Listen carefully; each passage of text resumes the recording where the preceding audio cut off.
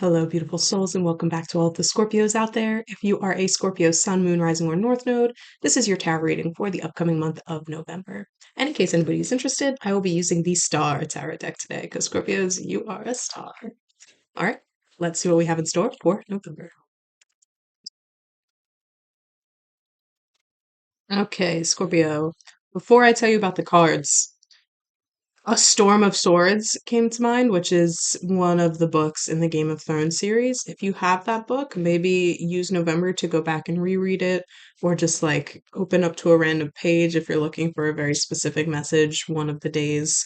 I just felt called to say that before I get into this. But with all of that said, we had, oh, gorgeous. On the bottom of the deck, we had the star, and then the Emperor is under the star, and then the Ten of Pentacles was under the Emperor. So we pick up the deck.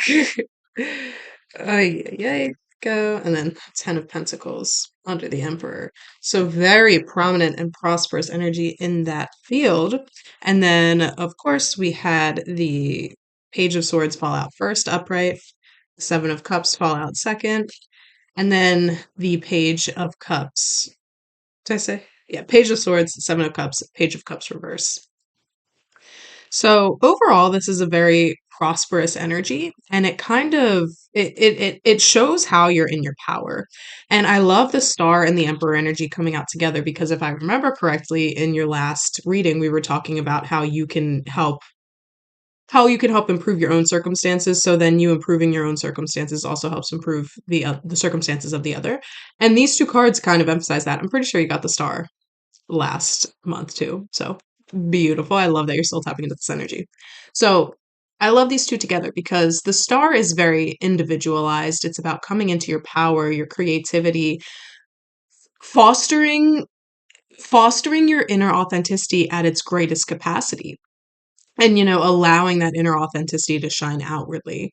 Where the emperor, he stands in his power, but the emperor isn't just powerful. It's like not just power for power's sake. It's power to help the collective. It's power to help those that he rules over in his empire. So these energies together and like off the bat tell me that you tapping into your greatest authenticity is giving you the power you need to help enact change and influence and in a positive manner. I should mention that. It's helping you inspire others around you.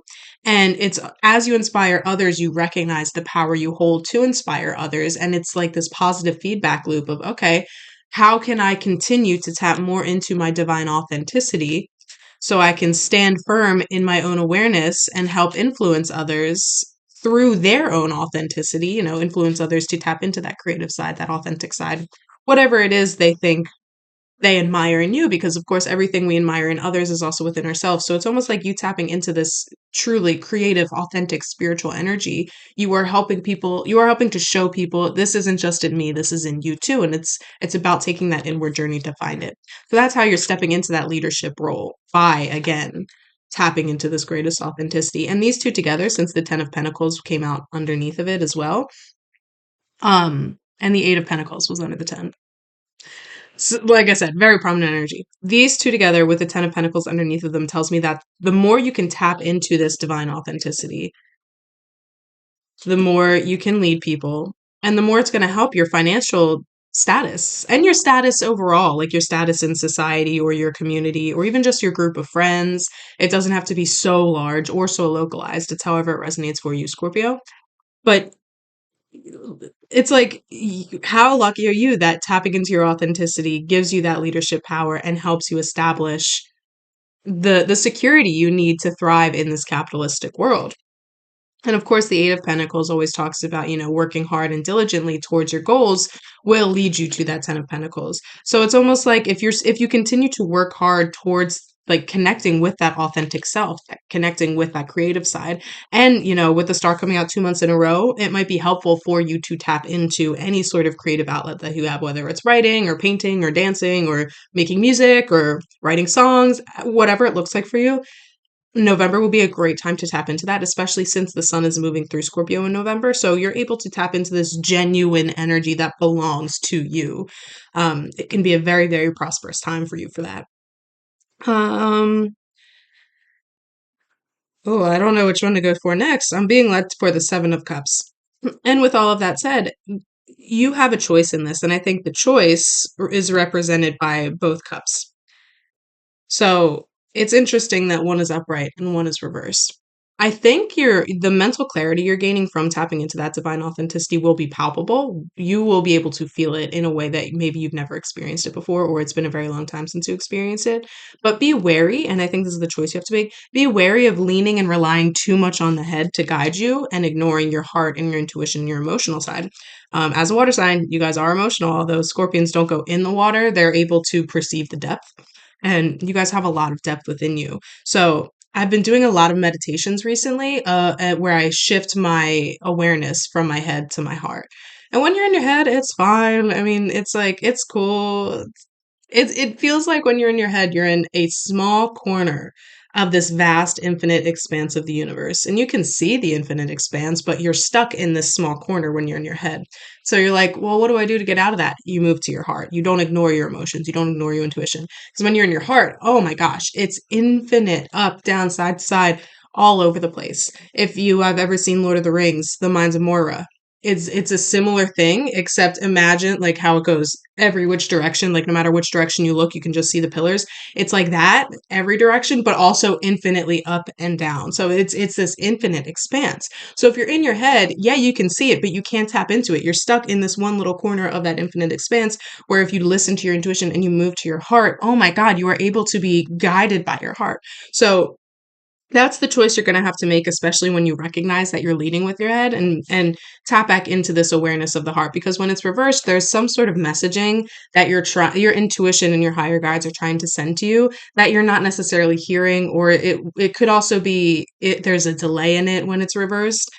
Take it as it resonates, of course, but that's the choice you have to make. It's once you recognize that you're leading too much like this, letting this guide you, start to realign yourself and let this guide you instead. Because this comes from your center. This comes from the soul, where this is just the ego that's leading you. So once you do come into that clarity, that and I should say, there are two forms of mental clarity. There's mental clarity where you're letting your mind lead you, and it like you're gaining wisdom, you're gaining knowledge and everything like that, but there's a disconnect there. Or there's the spiritual side of the mental clarity where my mind is clear, and because my mind is clear, I'm allowing I'm keeping that space open to listen to the sound of the heart, the sound of the intuition, however that comes through for you. So this is another great time in the month of November, Scorpio, to lean into whichever clairs feel strongest to you. And if you don't know, start doing exercises to learn more about which clairs. So clairsentience, clairaudience, claircognizance, clairsentience, audience, cognizance, clairvoyance. Clairvoyance, the big one. So clairsentience, clairaudience, claircognizance, clairvoyance. There's even clairolfactory for your scent. There's one for taste that whose name is also blanking. Usually scent and taste is used in congruence with the other ones, but of course sometimes your sniffer is just overwhelmingly powerful that it can give you the messages you're looking for just on its own. But yeah, tap into your clairs and start looking up meditations to tap into your clairs. I am in the process of making certain guided meditations, so keep a lookout on my website and my Patreon for those if you're interested. But it's tapping into those extraordinary senses to help guide you. That's where that second form of mental clarity comes in. It's you're making space for your senses to move through and be filtered through the mind or filtered through the heart as it's coming through to you. So keep yourself open and again, lean into that spiritual side. And that's part of what the star talks about too. It's leaning into your spiritual body, not just your physical body, and using that connection to your spiritual body to create. So the more you can connect to that spiritual body and your clairs and tap into switch this from this, so you are receiving the divine messages from beyond, from your intuition, from your guides, from wherever. So you're tapping into your heart-led center. You're allowing yourself to experience through all of your senses rather than just letting the mind guide you. That's the choice you have to make, because everything is a choice. You can choose to have the intellectual mental clarity, or you can choose to have the spiritual side of the mental clarity. And you'll be guided towards which one is best, which one you need. And even if, you are tapped into this intellect more than the spiritual side of this mental clarity for a while, it will all come at divine timing for you, whichever fits best in the way your life is moving forward. So trust whatever does come up when it does come up. And yeah, trust your intuition to guide you too.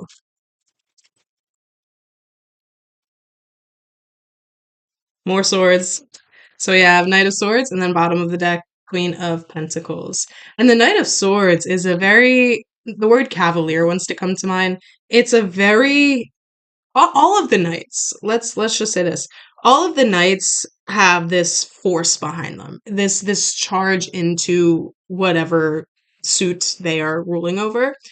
Where the Knight of Swords again is a very heady energy. So there's a bravery with this, and I think this is going along with what I was just saying. You have the option to lean more into your intellect or the spiritual side, but with this, and especially with the Queen of Pentacles coming out, there is a, and the Six of Pentacles under the Queen. There is a driving force that will be leading you towards that spiritual side and towards expression. And I think if you are leaning more into your intellect, this is a beautiful invitation to tap into your creativity to help bring out that intuitive side, to help bring out that spiritual side. Because look at all the blues. So the Knight, fully blue. Page of Cups, fully blue. The Star, fully blue. So there's a lot of expressive energy there. A lot of expressive energy there. So if you are feeling stuck or too in the head, or like you're not receiving the divine guidance from your intuition that you would hope to receive, lean into expression, however that looks for you, however that looks. Knight of Swords, not usually. Oftentimes, Knight of Swords can say that like writing would be your greatest tool right now, words, true like throat expression. But if you're an artist and you have a different medium, you have a different medium that you like to work with, lean into whatever you feel you can most express your heart. Because the more you can bring your expression into tangible reality, the more you will be able, your brain will be able to see it and understand, oh my God, there's something so much deeper than what I am able to comprehend, because intellect is all about comprehension, where the spiritual is about what we cannot fathom. So if you are able to see, oh my God, I am creating this and I don't even understand it, maybe it'll help you train your subconscious slash unconscious mind to tap into those spiritual sides, because our unconscious mind loves proof. It loves to see things that it might not understand. So if we can give it the results, if we can give it the proof through our expression, however that looks, our unconscious mind will say like, okay, maybe it's time for me to move into the passenger seat because there's something a lot deeper going on within my heart that needs to guide me one way or the other. And once you tap into that heart, that's when, again, this was reversed, but that's when Page of Cups energy will be able to come through with any messages that your intuition has been trying to tell you, or your guides or whatever. I'm being drawn to say this. If you had a relative pass away recently in the last 9 months, 9 months was what? So anytime in the last 9 months I'm getting, that was like a very, very prominent point. They might be heavily with you right now and heavily guiding you. And as a Scorpio, you might already know, you might, have like random conversations with them during the day, but they are wanting to say like, I am still here and you can use me. You can utilize me to help guide you towards this. But maybe that's why this was reversed. It's because maybe part of you this is a very, okay, this is an interesting thing that wants to come through. Scorpios, the house, how do I want to say this? Scorpios are very in tune with death. Oftentimes, there is not a fear of death, but things can happen in life that causes some sort of resistance to death. And when there is a resistance to death, there is a resistance to the unknown, there is a resistance to the spiritual side of life, which causes a blockage, a wall to be put up, not from the spiritual side, but from your side. And it's funny because I'm seeing, like, even though this brick wall is up, if you guys have seen SpongeBob, it looks like the brick wall that Squidward builds between them in the pie episode with the bomb. But it's like a small brick wall. It's nothing that's like impenetrable. And it's funny because it's like all of your guides and your ancestors and the loved ones that have passed away recently, they're like peering over. They can look over the wall. They can jump over the wall if they want to, but they're peering over it to make, like, to see like, oh, are they ready yet? Are they ready to take the wall down yet? No, okay.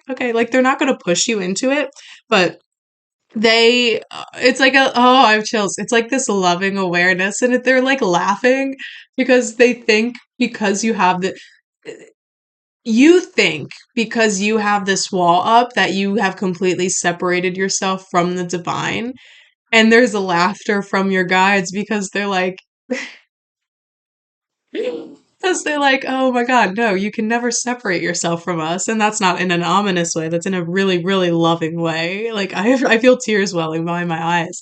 So that's part of what that that's part of what that choice is with the Seven of Cups. Oh my God, do you guys hear this?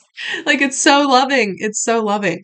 And so while in the month of October, you were making a lot of changes internally to then see those changes expressed outwardly, now it's time to tap into go back in because now you have the security that you need to thrive in your everyday life.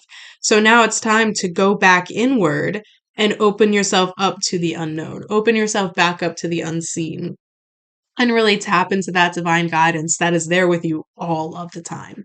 All of the time. It's just about allowing the messages to come through and trusting in your guidance and your intuition and not running away when the guides do come through. And of course it's about taking it as fast or slow as you need to. Your guides and your ancestors will never push you into something you're not ready for. So if, the idea of communing with spirits or talking to the unknown or the unseen is not something you're quite ready for, they will give you just it's like an acknowledgement and an awareness. It needs to start within you. It's saying, okay, I agree to listen to the messages, to hear the messages, to see the messages that my loved ones, my spirit guides are trying to send me. And once you have that agreement in place, and of course, you can say, I don't want things to move, I don't want things to be knocked off the shelf to get my attention. I don't want to hear like doors slamming. You can be very specific with how you want this guidance to come through. And the month of November will be playing with that. It's almost like a contract, like an agreement of sorts. So I don't like the word contract. It seems too businessy, but like an agreement between you and your spirit guides that they're not going to do anything that will push you back into that closet or put you back behind that wall.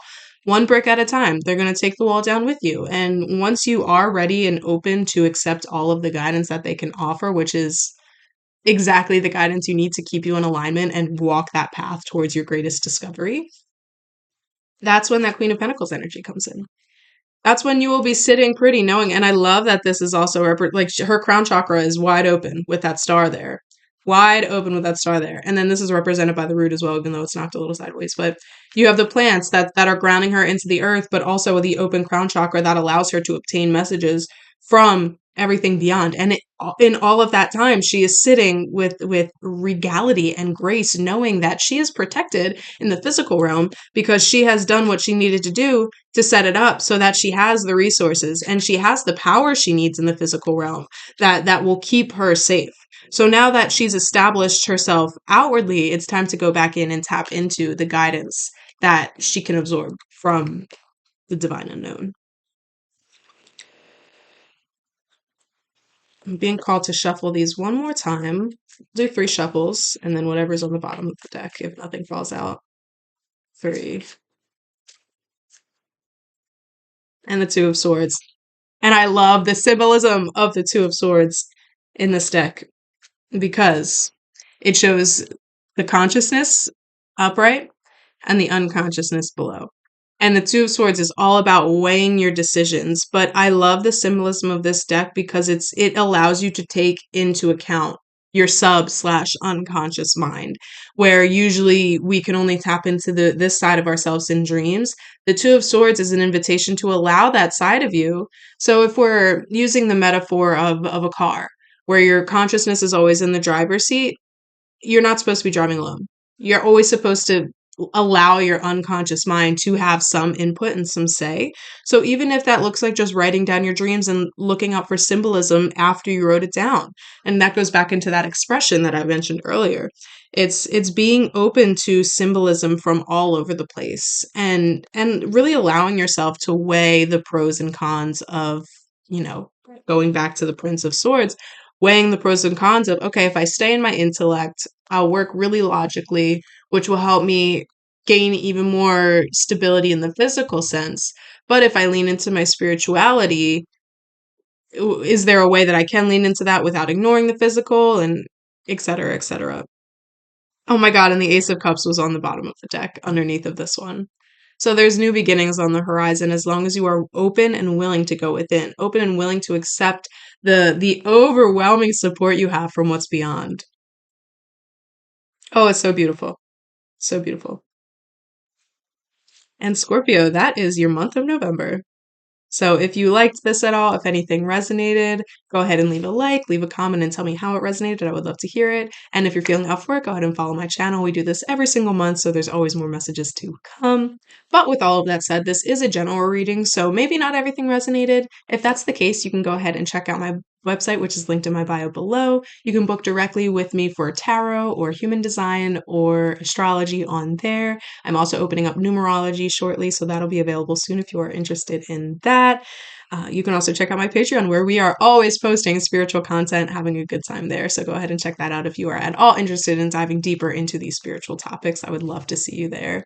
But otherwise, Scorpio, what a brilliant progression from September to October to November.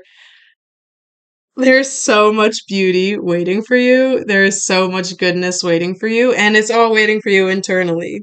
Your guides are just peeking over that wall, just being like, "Ooh, I cannot wait to make contact." Because they will always move on your time with your comfortability. So remember, you're never going to be pushed. However much you need at any given time, that's exactly what they'll give to you.